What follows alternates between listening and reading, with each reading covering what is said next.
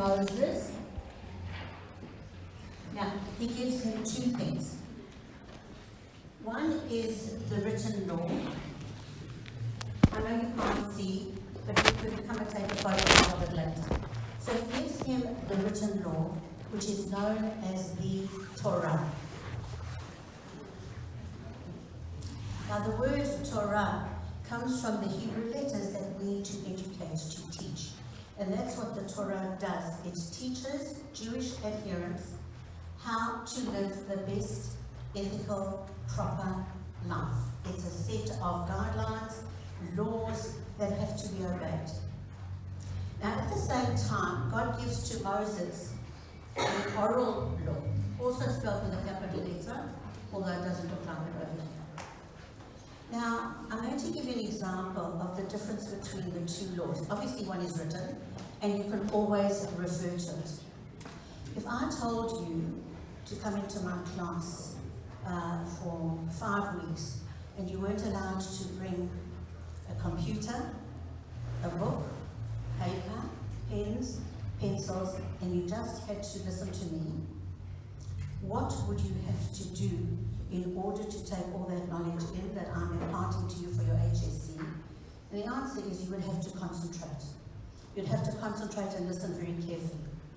So this is the written law, which anybody can refer to at any given time.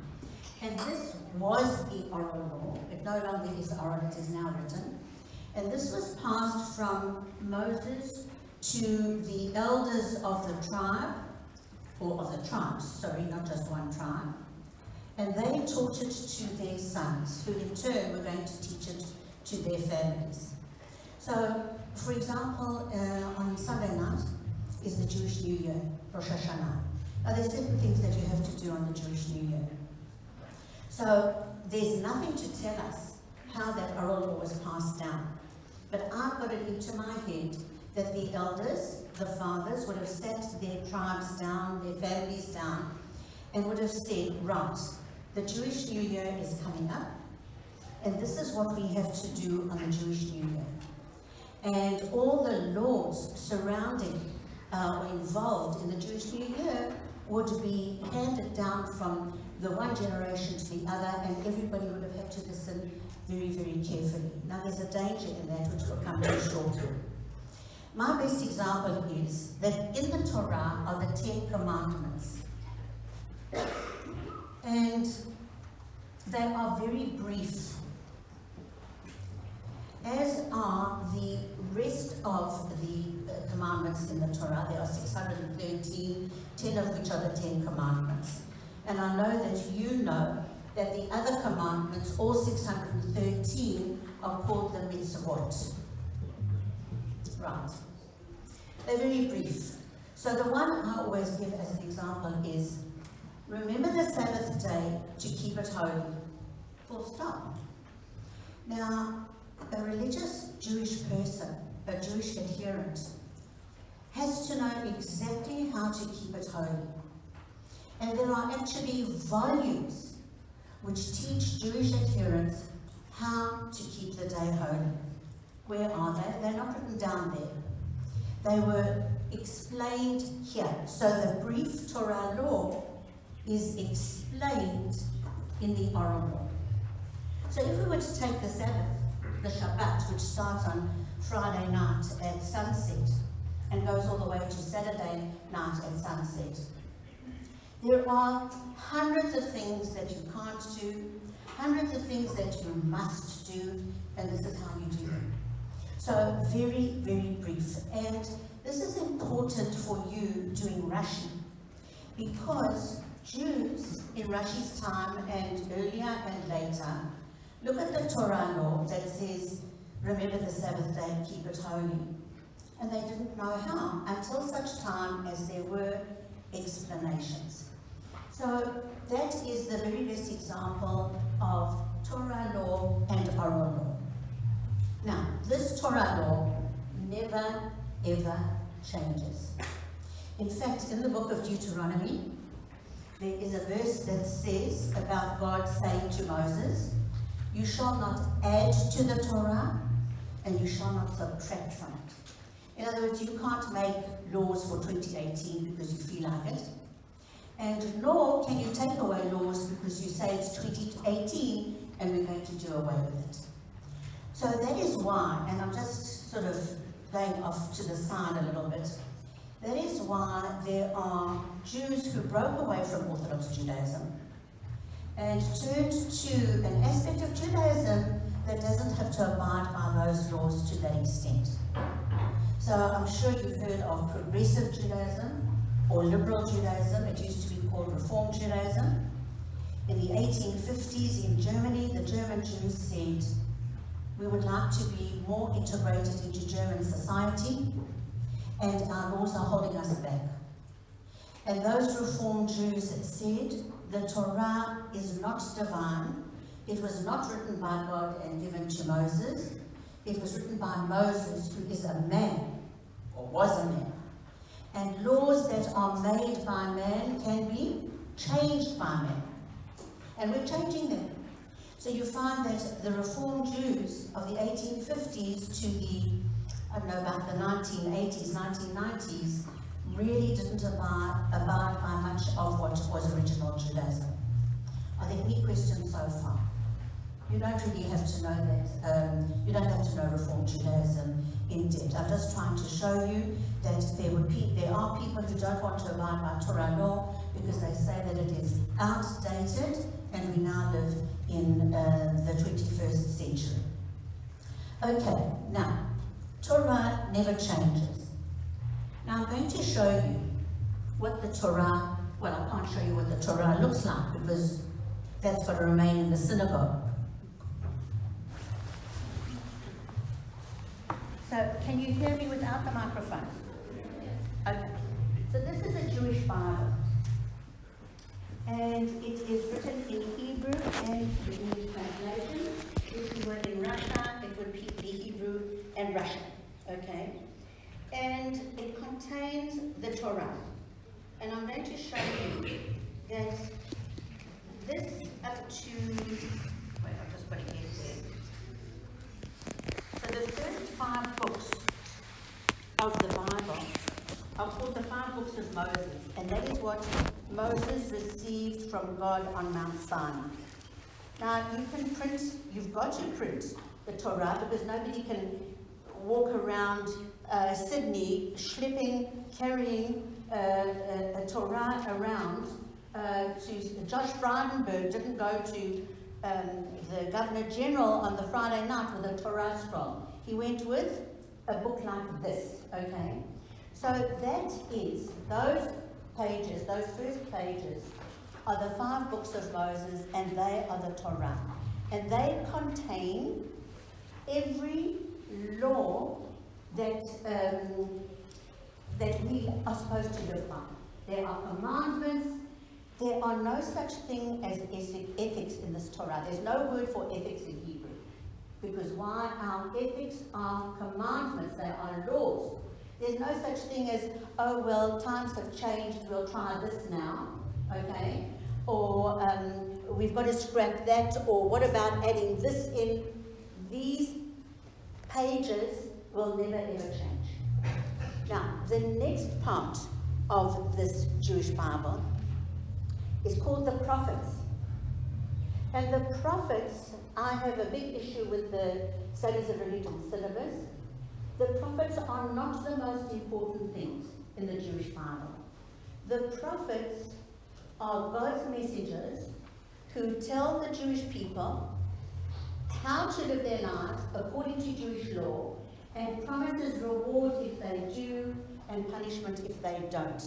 And they take God's message to the people, trying to ensure that the Jews are on the right path, which they often are not, because after all, they're only people. So it contains Joshua, Judges, etc., Samuel, Kings, and all the prophets. And then we come to another part of the Bible, which is known as the Tanakh. Do you know that word, Tanakh? Yeah. Okay. So after the prophets, we have something known as the writings. And the writings, also the Board of Studies loves the writings, because they tell you to learn in year 11 the Proverbs. We never use the Proverbs. They are words of wisdom, but we don't use them. We do use the Psalms, and we use the other books of this section, the writings. We use them for our different festivals. So there's Psalms, Proverbs, the book of Ruth, Ecclesiastes, and Ecclesiastes has some relevance, a lot of relevance in Judaism, because it tells you, you have to be modest and humble, but the other thing is, when it comes to bioethics, it tells you for everything there is a season, a time to be born and a time to die. And that is why abortion is looked down upon and euthanasia is prohibited. So it's time to show you where we use, where we get our bioethics from, where we get our laws about marriage from, etc. So this book, this whole book is called the Tanakh, okay? And the first 5 books are the 5 books of Moses, they are the Torah.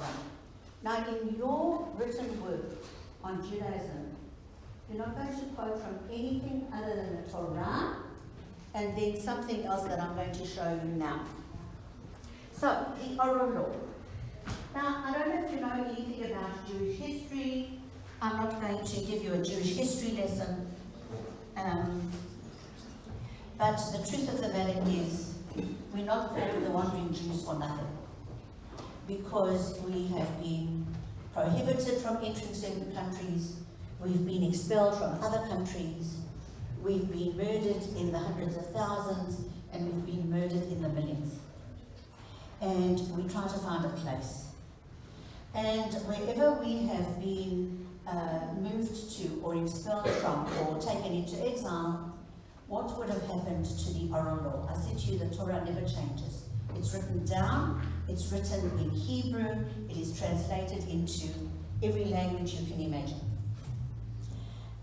One of the best translations was into Greek. That is one of the most authentic translations, is the Greek translation of the Torah. Now, the Jews were taken into exile first in 586 BCE. 586 BCE, and they are taken to Babylon, which is now Iraq. And they were there for 50 years. Now, how did the Jews carry out their worship of God before they went into exile? They had a temple, they had priests, and the form of worship was sacrifice. You sacrificed the best of your flocks, the best of your crops, the best of whatever it is that you cultivated, you sacrificed to God, and the priests did it on your behalf. So they go to Babylon, and there's no temple, it's destroyed. There are no priests, because the priests could only work in a temple. And there are no longer animal sacrifices. So what happens in Babylon in 586 BCE to 515 BCE, we get the rise of the synagogue, the rise of rabbis, and prayer 3 times a day. And that is what has remained. Now, that you don't have to worry about yourself, but what you do have to know is this. A lot of that oral law got lost. While the majority of Jewish people were taken into exile, there were quite a number of people who remained in that country which was known as Judea. So, some were practicing their Judaism in Judea without their scholars, and those who went into Babylon were faced with a totally different life.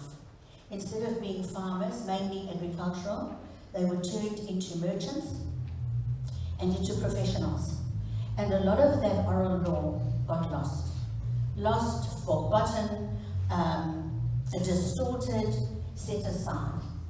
So it was decided that that oral law had to be written down. And so it was. And so from 200 BCE to 200 CE, which is BC and AD, that oral law was written down. And that is the law that we abide by today. And that oral law became known as the Mishnah. Okay. Now, you don't perhaps know that word. It's not essential for you.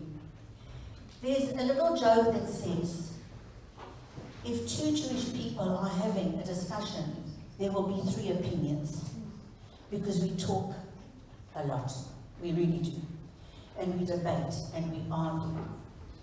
So, about 400, about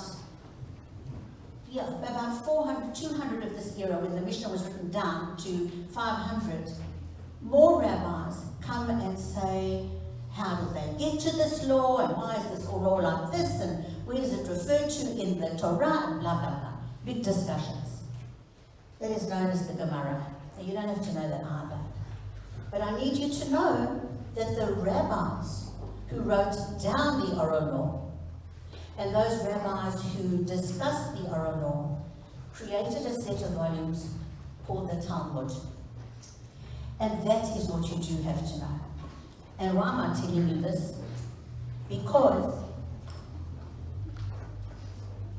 the words of the Torah, the laws of the Torah, and the decisions of the rabbis in the Talmud are the way we live our lives.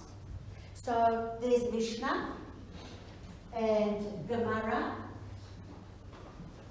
These are the discussions, and they lead to Talmud. And that is today, if a new situation arises, you go to your rabbi and you say, this is my question, this is 2018, how are we going to broach this new subject? And the rabbis, yeah, they might go to the Torah, but there's no need to, because within the Talmud is the Torah law. So they will go to the Talmud. So I'm going to give you an example. In the 1990s, when I was teaching at Masada, a boy asked me, because you know you're not supposed to drive on Shabbat, on the Sabbath. So from sunset on Friday night to sunset on Saturday night, you're not supposed to use machinery, drive, create anything, switch on a light, etc. I mean, people don't live in the dark. They keep certain lights on so that they, have got light if they need it. So he says to me, this boy, now remember it's in the 1990s, he said, what would happen if I had a car that worked on solar power? Now solar power is really, Israel had solar power in the 1960s, but it became a big thing only recently. And it was powered by, powered by a computer. Well, we know that all cars have got computers today, but it didn't in the 1990s. And he said, and I want to go to the rugby on the Saturday afternoon. And I pre-program my car so that I just get into it on the Saturday, and as I get in, it sets the car going and the car drives itself, which is all coming to happen, isn't it? And it takes me to the rugby. So I gave him homework to do to see why it wouldn't be allowed. Now there are a number of reasons. The reasons are that a spark had to happen as you got into the car. Something had to set the car going. As you got in, something would have got the computer going, and you would have been the cause. Very religious Jews don't walk on grass on Shabbat. This is a bit extreme, but it does happen, because you're changing the shape of the grass. Okay, okay. But the one that the school rabbi gave is, in the early 1990s, your neighbors wouldn't have known that you had such a car. And they would have seen you in that car moving on the Saturday. And it's what the eye sees. And it's giving off the idea that you actually are driving. So where do all these discussions come from? They come from the Talmud. So when you quote in your written work, you don't have to give the actual names, I don't believe. I mean, you can say in Genesis we learned that blah blah blah, be fruitful and multiply, and in marriage you'll have something like a man without a wife and a wife without a man, and both without God is not an acceptable situation. That's not from the Bible, and that's not from the Torah, that is from Talmud. So that is the role that the sacred writings play in Judaism. Everything we do comes from those two sets of writings, and they are made very clear in the Talmud, and I'm not going to bore you with it, but there are plenty of other books that explain it even more briefly and clearly, so that you, in any language, it's a little book called a Shulchan Aruch. If you are living in the back of beyond and you want to get married, or the child needs a circumcision and there's no rabbi and you don't know what to do, this little book will tell you exactly what to do. There are people who live in the outback who are going to celebrate the Jewish New Year. They're in the outback and they might want to know what they should do because there's no rabbi there. Okay, so that covers the sacred writings. Are there any questions? No? Yes? Sorry, what's the difference between the Mishnah and the Gemara? The Gemara. So they're two separate volumes. So the Mishnah contains all Jewish law. The Mishnah contains all Jewish law, which is known as halakha. You know that word? I think you might pronounce it halakha, but it's actually halakha in Hebrew. And the Gemara is a set of explanations by further rabbis to explain how those laws were derived, how they were agreed upon. They go to a verse in the Bible and they say, yes, that's why that law is like that. So it's very complicated. They have to do it in extension classical Hebrew, but you don't have to know it. And so you don't have to worry about Gemara at all. You just have to know Talmud. Okay, good. Anything else? Okay.